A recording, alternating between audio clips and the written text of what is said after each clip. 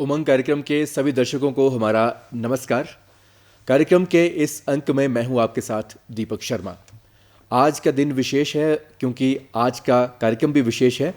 आज के दिन की विशेषता यह है कि आज 14 नवंबर है और आज मनाया जाता है बाल दिवस यानी चिल्ड्रन डे। आज का जो ये दिन है बच्चों पे की जो उनकी सांस्कृतिक, शैक्षिक और सामाजिक गतिविधियां हैं उन पर आधारित रहता है और उन तमाम गतिविधियां कौन कौन सी इस दिन की जाती है, इन तमाम गतिविधियों को के बारे में जानकारी लेने के लिए आज हमारे साथ स्टूडियोज़ में बच्चे भी उपस्थित हैं और साथ ही साथ विशेषज्ञ भी आज हमारे साथ स्टूडियोज़ में उपस्थित हैं। तो सबसे पहले हम बच्चों का रुख करते हैं कि आज हमारे साथ वो क्या क्या बातें साझा करना चाहते हैं इस विशेष दिवस पर। सबसे पहले आप अपने बारे में हमें बताइए। Student of class 11 non-medical convent of Jesus and Mary. My name is Ananya Sharma. I am a student of 6th class. My school name is DAVille Public School, Lakkad Bazaar, Shimla. I am Surbhi Jasta from Loreto Convent Tara Hall School, Shimla. I am Divyanshi Desta. I am a student of BSc first year. बहुत बहुत स्वागत है आप सभी का बच्चों हमारे साथ स्टूडियोज में। और दर्शकों, अब आपको हम अपने विशेषज्ञ से भी रूबरू करवाते हैं। आज हमारे साथ स्टूडियोज़ में उपस्थित हैं हिमाचल प्रदेश शिक्षा विभाग से स्टेट कोऑर्डिनेटर ICT समग्र शिक्षा संजय शर्मा जी। शर्मा जी, बहुत बहुत स्वागत है आपका कार्यक्रम में। धन्यवाद। इससे पहले कि हम बाल अधिकारों की बात करें, विभिन्न सरकार द्वारा चलाई जा रही जो योजना है उसके बारे में बात करें, हम बच्चों का रुख करते हैं और उन्हीं से पूछते हैं कि ये जो विशेष दिवस है इस दिन वो क्या क्या गतिविधियां करते हैं। सबसे पहले अनन्या शर्मा, आप बताइए कि ये जो आज का बाल दिवस है ये क्यों मनाया जाता है, आप जानते हैं? यस सर, पंडित जवाहरलाल नेहरू हमारे फर्स्ट प्राइम मिनिस्टर थे। वह बच्चों से बहुत ज़्यादा प्यार करते थे। आज उनका बर्थडे मनाया जाता है, इसलिए आज बाल दिवस भी मनाया जाता है। बहुत बढ़िया, वेरी नाइस। और आप की जो हॉबीज़ हैं क्या क्या है हमें बताइए। मुझे डांस करना बहुत पसंद है और मुझे पोइम गाना भी मुझे बहुत ज़्यादा पसंद है। तो आज इस खास दिवस पर आप क्या सुनाना चाहेंगे हमारे दर्शकों को? मैं एक कविता सुनाने जा रही हूँ जिसका शीर्षक है बचपन। बचपन है ऐसा खजाना आता ना जो दोबारा, मुश्किल है इसको भुलाना, वो खेलना कूदना और खाना चाचा नेहरू का था बच्चों से बहुत पुराना नाता। जन्म दिवस चाचा नेहरू का बाल दिवस कहलाता। धन्यवाद। और अब हमें बताएंगे सुरभि जस्टा, आप कैसे मनाते हैं बाल दिवस, आपको कैसा लगता है? मुझे बहुत अच्छा लगता है। आपकी हॉबीज़ क्या है बच्चा, बताएंगे हमें? जी, मेरी हॉबीज़ है डांसिंग और सिंगिंग। बिल्कुल। तो आज आप कार्यक्रम में आए हैं, क्या आप हमें सुनाना चाहेंगे?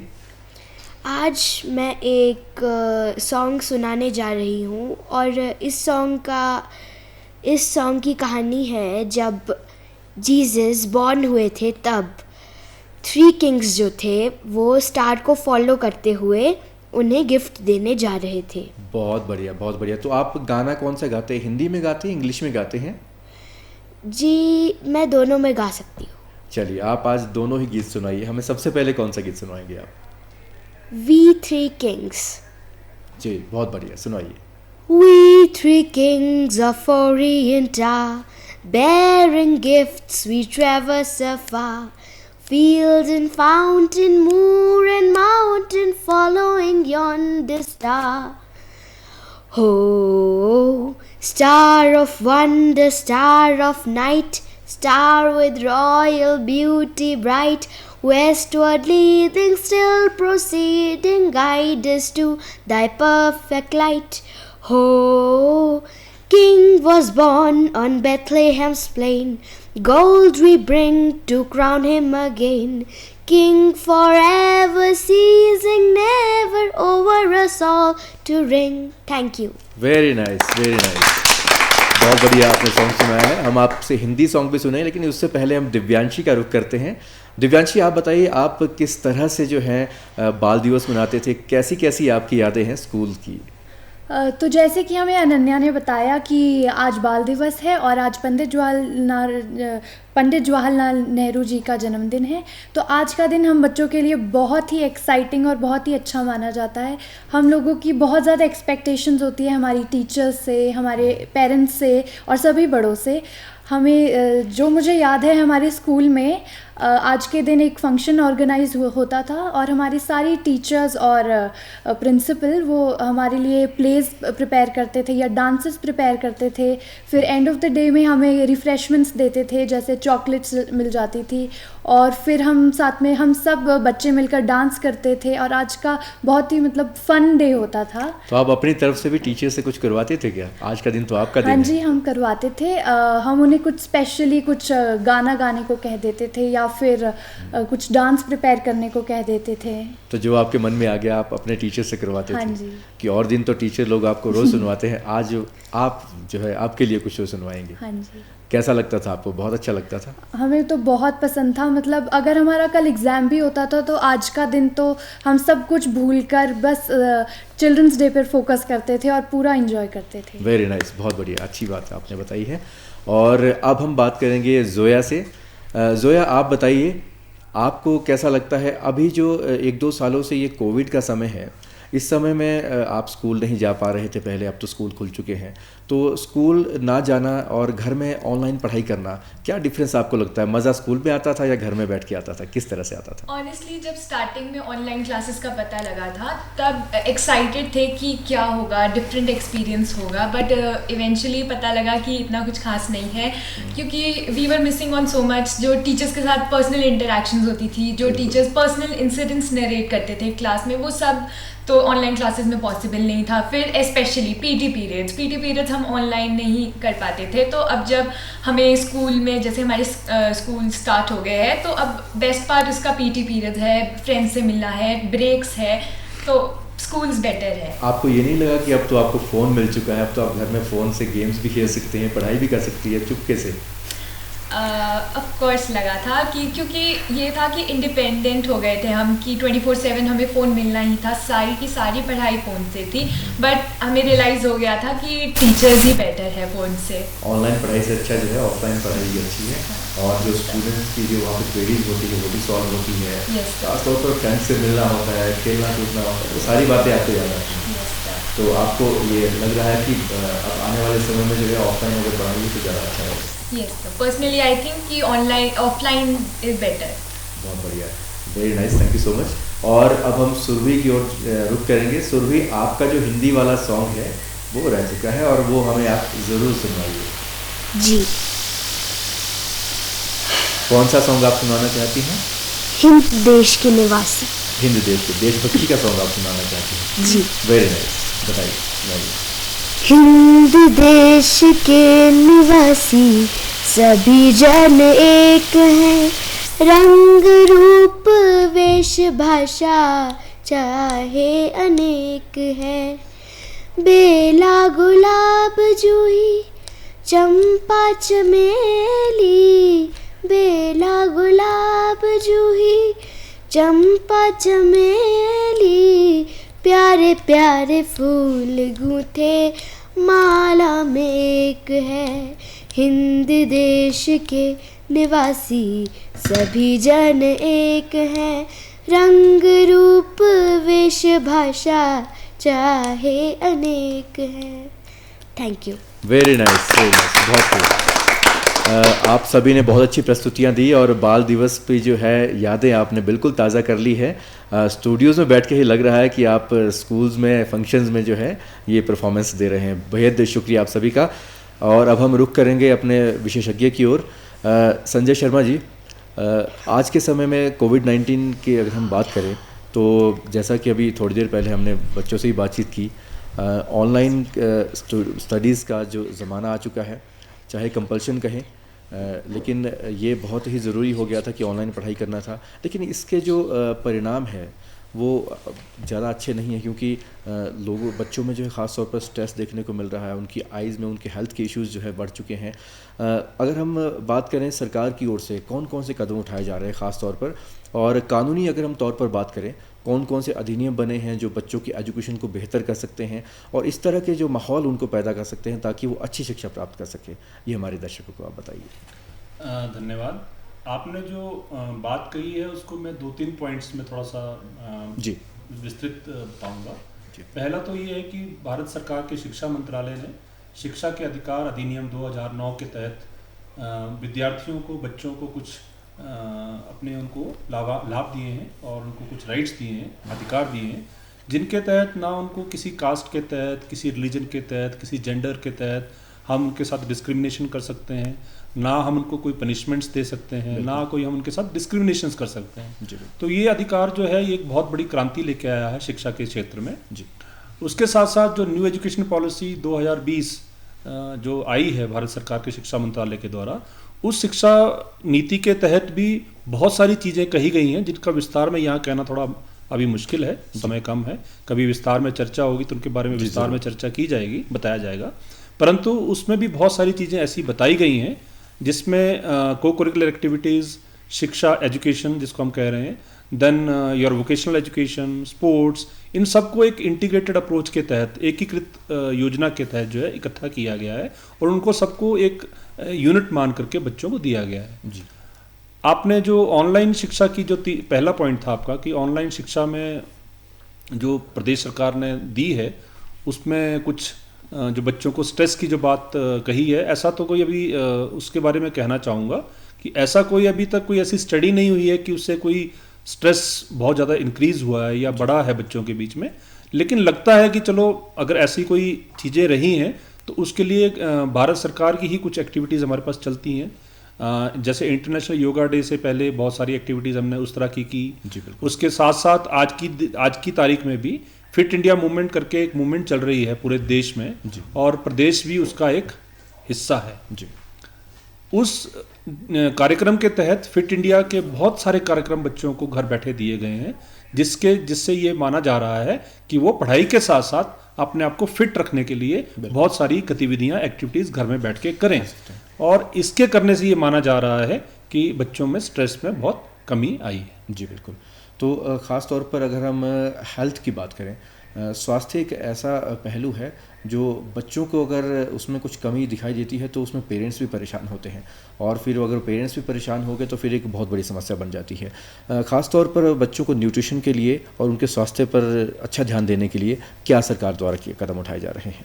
देखिए, अभी कोविड के काल में तो इसके ऊपर ज़्यादा सरकार की बहुत ज़्यादा मतलब स्पेशली शिक्षा विभाग की बहुत सारी एक्टिविटीज़ तो नहीं है क्योंकि ये समय थोड़ा सा अलग तरह का समय है। लेकिन जब स्कूल एक खुल जाते हैं या खुल जाएंगे अभी आने वाले समय में, तो जो एक रेगुलर एक्टिविटीज़ के तहत एक मिड डे मील सरकार की योजना है जिसमें एक न्यूट्रिशन का चार्ट और न्यूट्रिशन के हिसाब से बच्चों को जो है एक संतुलित आहार स्कूलों में दिया जाता है। उसके साथ साथ जो हेल्थ डिपार्टमेंट का मैंडेट होता है कि जो कृमि जैसे बच्चों को पेट के कीड़े या इस तरह की कोई प्रॉब्लम्स हों तो उसके लिए एल्बेंडाजोल वगैरह की दवाई हफ्ते में, 15 दिन में, महीने में, जो भी उसका शेड्यूल है। देन आयरन फॉलिक एसिड की टैबलेट्स हफ्ते में एक बार। तो इस तरह की बहुत सारी चीज़ें हैं जो विद्यालयों में चलती हैं जिससे बच्चों के हेल्थ के इश्यूज़ को भी प्रॉपर्ली मॉनिटर किया जाता है। साथ के साथ मैं आपको ये बताना चाहूँगा कि हेल्थ डिपार्टमेंट के साथ मिल करके स्कूल में साल में एक कैंप लगाने की भी अनिवार्यता रखी गई है जिससे क्या होता है कि डॉक्टर्स की एक टीम स्कूल में आती है और वो बच्चों के विभिन्न तरह के टेस्ट करने के बाद उनको देखते हैं कि उनको कोई और प्रॉब्लम तो नहीं है जिससे उनकी शिक्षा की जो गति है, शिक्षा के प्राप्त करने की जो गति है उसमें कोई प्रॉब्लम तो नहीं आ रही है। जैसे आंखों की कोई प्रॉब्लम हो, सुनने में कोई प्रॉब्लम हो, या जैसे 21 तरह की जो डिसेबिलिटीज़ पीडब्ल्यूडी एक्ट के तहत अभी नई नोटिफाई हुई हैं तो उनमें से कोई ऐसी समस्या हो, अगर वो समस्याएं बाहर निकल के आती हैं तो उसके साथ साथ हम ब्लॉक लेवल पर भी कुछ हेल्थ के कैंप्स लगाते हैं, शिक्षा विभाग लगाता है हेल्थ डिपार्टमेंट के साथ मिलकर के। उसमें भी इस तरह की डिसेबिलिटीज़ को आइडेंटिफाई करने के लिए कैंप्स की ऑर्गेनाइजेशन की जाती है और जब वो ऐसी डिसेबिलिटीज़ निकल के बाहर आती हैं तो उनका ट्रीटमेंट के लिए भी सपोर्ट किया जाता है, जैसे चश्मा देना है, हियरिंग एड्स देनी है, या कुछ इस तरह की जितनी भी ये इन प्रॉब्लम्स के साथ साथ सप्लीमेंट करना है, उसको सपोर्ट करना है बच्चे को। तो अगर शिक्षा को प्राप्त करने में बच्चे में कोई कठिनाई आ रही है तो उसके वो एक सामान्य तौर पर शिक्षा हेल्थ के हिसाब से भी उसको मापा जाता है और शिक्षा के हिसाब से भी उसको स्कूल में देखा जाता है। उसके लिए हमारे फिर स्पेशल एजुकेटर्स होते हैं स्कूलों में, स्पेशली प्राइमरी एजुकेशन में, जो बच्चों के जो स्पेशली एबल्ड बच्चे हैं उन बच्चों को उसी तरीके से पढ़ाते हैं जिस तरीके से वो सीख सकें। जी बिल्कुल, आपने भाई बिल्कुल अच्छी बात कही है कि विशेष तौर पे सक्षम जो ये बच्चे होते हैं, आमतौर पे जो सामान्य बच्चे हैं वो तो कुछ ना कुछ शिक्षा जो है किसी न किसी तरह से ग्रहण कर लेते हैं, लेकिन विशेष तौर से सक्षम बच्चे जो हमारे स्पेशली एबल्ड चिल्ड्रन हैं उनके लिए अगर सरकार द्वारा इस तरह की योजना चलाई जाती है तो वो एक बहुत ही अच्छी बात रहती है। क्या खास तौर पर कुछ कदम उठाए जा रहे हैं इसके अलावा, खास तौर पर विशेष रूप से सक्षम बच्चों के लिए? विशेष रूप से सक्षम बच्चों के लिए दो सेगमेंट्स में शिक्षा विभाग काम करता है जी। एक तो जो एलिमेंट्री स्टेज के बच्चे हैं, पहली से लेकर 8वीं तक के बच्चे, और दूसरे हैं हमारे 9वीं से लेकर +2 तक के बच्चे। तो इन दोनों श्रेणी के बच्चों के लिए बहुत सारी एक्टिविटीज़ हैं, बहुत सारी गतिविधियां हैं जिनसे हम उनको सपोर्ट करते हैं उनको। जैसे मैंने पहले ही कहा कि अगर किसी बच्चे को देखने में समस्या है तो उसको चश्मे का प्रावधान करवाया जाता है, हियरिंग एड्स का प्रावधान कराया जाता है, निःशुल्क करवाया जाता है शिक्षा विभाग के द्वारा जी।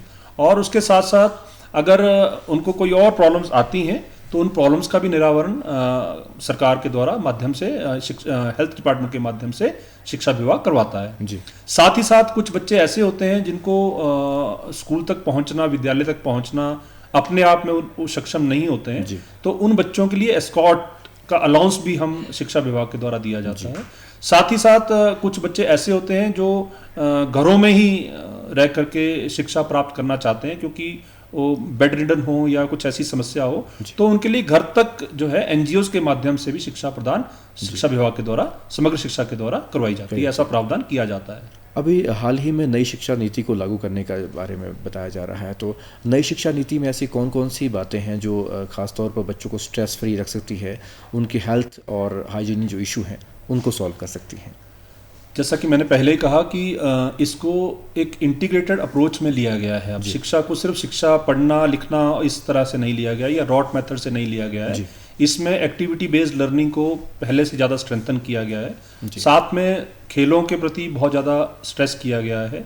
Vocational education, skill based learning, इसके ऊपर फोकस किया गया है। पहले जो वोकेशनल एजुकेशन थी वो कक्षा 9 से प्रारंभ होती थी और +2 तक उसके डिफरेंट ट्रेड्स और डिफरेंट सेक्टर्स में बच्चों को पढ़ाया जाता था।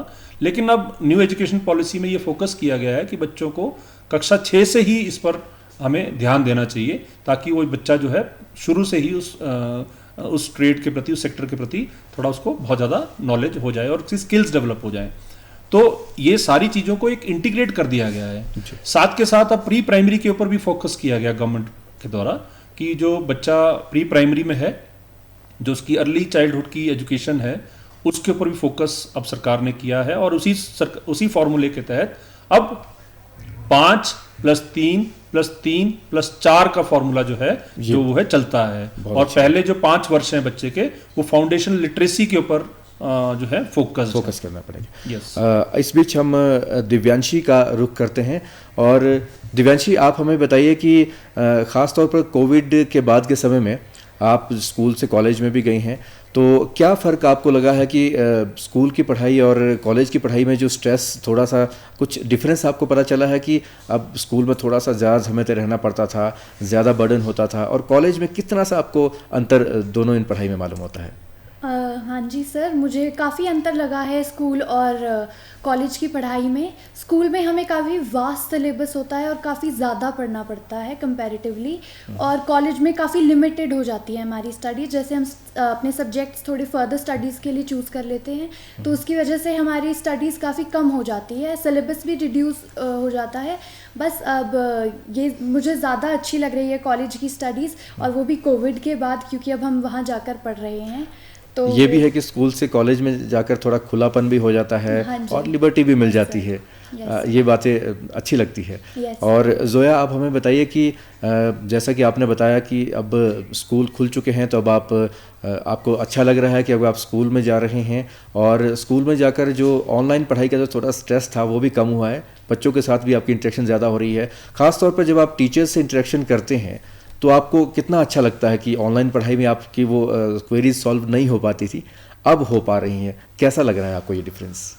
ऑफ कोर्स, क्योंकि मैं अग्री करती हूँ कि ऑनलाइन क्लासेस में हम अपनी क्वेरीज को नहीं डिस्कस कर पाते थे, माइक ऑन करना पड़ता था या फिर नेटवर्क चला जाता था, तो या तो पर्सनली मैसेज करना पड़ता था, तो नहीं हो पाता था। बिल्कुल। तो अब अगर उसी टाइम अगर हमें कुछ लग रहा है कि नहीं ये समझ नहीं आ रहा, हम उसी टाइम पूछ लेते, तो ऑफ कोर्स स्कूल जाना बहुत ही ज़्यादा बेटर है, और टीचर्स के साथ इंटरेक्शन भी बेटर है, क्योंकि वो अपने लाइफ एक्सपीरियंसेस डिस्कस करते हैं। जैसे अगर हम कोई चैप्टर स्टार्ट करें, वो बोलते हैं कि ये चैप्टर मुझे कैसे पसंद था, मैंने कैसे लर्न किया, टिप्स एंड सब कुछ वो पर्सनली देते हैं, तो वो है। चलिए, आपको अच्छा लग रहा है। अनन्या, आपको कैसा लग रहा है कि अगर आप स्कूल में जा रही हैं, खासतौर पर कुछ ऐसे विषय होंगे जैसे कोई मैथ्स है, साइंस है, जो आपको शायद कम आ रहा होगा, लेकिन स्कूल में जाके टीचर से आपने अच्छी तरह से इंटरेक्शन की होगी, क्या ऐसा हुआ है?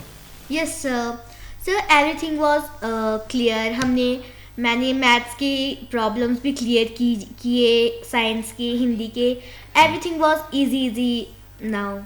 अब ऐसा नहीं है, क्योंकि पहले आपको हो सकता था कि वो अच्छी तरह से समझ में ना आ रहा होगा, लेकिन Yes, अब sir. लाइव इंटरेक्शन जब होती है टीचर्स के साथ, तो वो आपको ज़्यादा अच्छा लगता है। Yes sir. चलिए, बेहद शुक्रिया।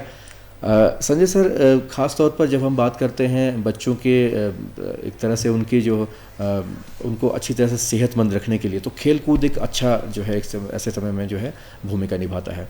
खेल कूद को बढ़ावा देने के लिए और क्या कुछ सरकार द्वारा कदम उठाए जा रहे हैं?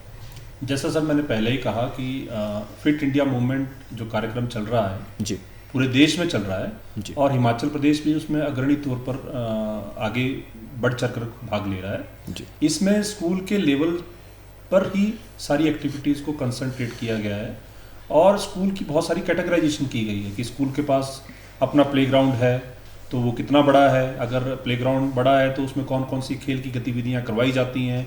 मतलब एक ऑनलाइन प्लेटफॉर्म है फिट इंडिया मूवमेंट का जिसको कोई भी देख सकता है और उसके हिसाब से स्कूल को रेटिंग्स दी गई हैं।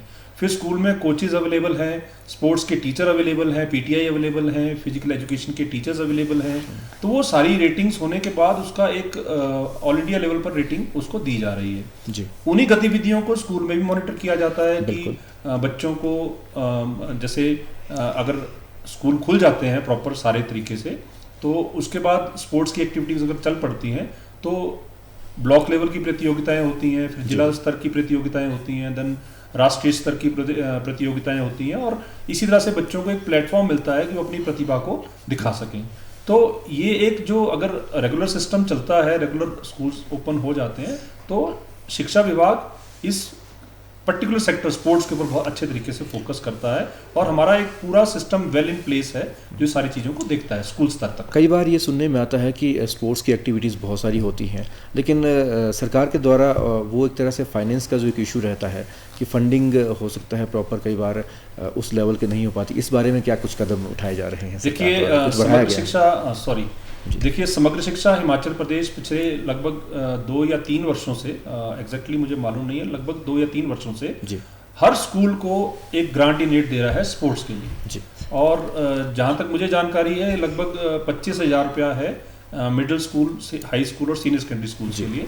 तो हर वर्ष ये जो ग्रांट इनेट दी जा रही है और इससे बड़ा एक चेंज देखने को मिला है क्योंकि बीच में तो कोविड का समय आ गया तो थोड़ा सा वो जो पैसा दिया गया वो उसके इक्विपमेंट्स अगर ले लिए हैं स्कूलों ने तो वो शायद यूज़ नहीं हो पाए, लेकिन उससे एक स्कूलों को एक आत्मनिर्भरता आ गई है कि अब हमें किसी चीज़ को खरीदने के लिए स्पेशली किसी और फंड की तरफ नहीं देखना पड़ेगा।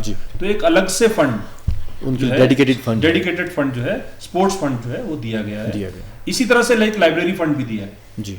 तो लाइब्रेरी ग्रांट भी दी जाती है ताकि बच्चों को अगर मैगजीन्स लगानी है या कोई किताबें लगानी है रूटीन में जो खरीदने की जो अगर वही बात आ गई फिर से क्योंकि शिक्षा का अधिकार आने के बाद क्या हुआ है कि विद्यालयों में फंड्स का कलेक्शन थोड़ा कम हुआ है क्योंकि निःशुल्क शिक्षा चली गई है, दी जा रही है। तो उस निशुल्क होने से क्या हुआ है कि कुछ फंड्स की स्कैरसिटी, फंड्स की कमी स्कूलों में आई है, विद्यालयों में आई है। तो अब उन चीज़ों को सप्लीमेंट किया जा रहा है सरकार के द्वारा। लाइब्रेरी ग्रांट, जैसे मैंने आपको बताया, स्पोर्ट्स ग्रांट, फिर कंपोजिट ग्रांट्स दी जाती हैं, जिसमें और चीज़ों के बारे में भी डिटेल में कभी बात की जाएगी। तो कुछ ग्रांट्स ऐसी दी जा रही हैं कि स्कूल अपने स्तर पर कुछ करना चाहे तो कर सके और उन गतिविधियों को आगे ले जा सके। जी, बहुत अच्छी आपने बात कही। अगर इस तरह की हेल्प मिलती रहेगी तो फिर, क्योंकि खेलकूद एक ऐसा विषय है कि इससे हमारे राष्ट्रीय और अंतर्राष्ट्रीय स्तर की पहचान भी होती है। और बहुत सारे ऐसे उदाहरण हैं जब हमारे जो ख़ासतौर पर हमारे जो लड़के लड़कियां हैं जिन्होंने राष्ट्रीय और अंतर्राष्ट्रीय स्तर पर नाम कमाया है खेलकूद के उसमें।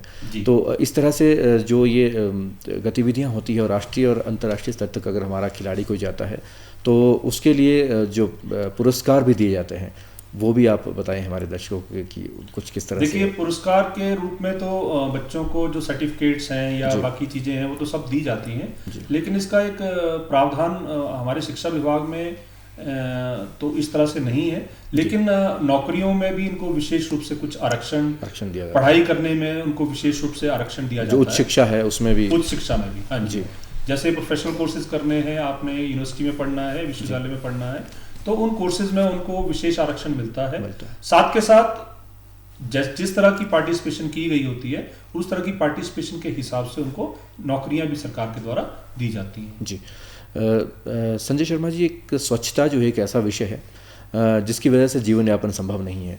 ख़ासतौर पर स्कूलों में और शिक्षण अन्य संस्थानों में स्वच्छता को प्रमोट करने के लिए क्या कुछ कदम उठाए जा रहे हैं?